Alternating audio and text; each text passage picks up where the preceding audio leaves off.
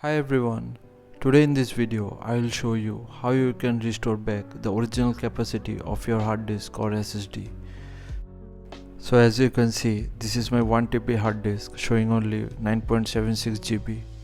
So to fix it, simply search for disk management and click on this option. Now as you can see that my hard drive has an unallocated space for which the original capacity is not showing. So before you proceed further from here, make sure you back up your data from the drive and then proceed ahead. So right click over the drive and click on delete volume. Click on yes to confirm.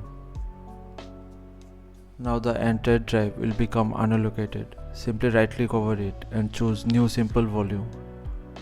Click on next from here. Click on next again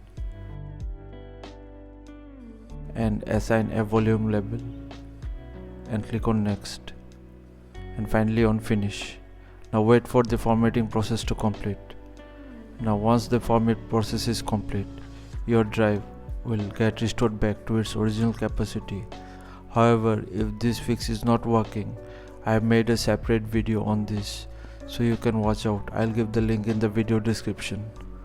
So thanks for watching. Please feel free to subscribe and support the channel if you found the content helpful. Thank you.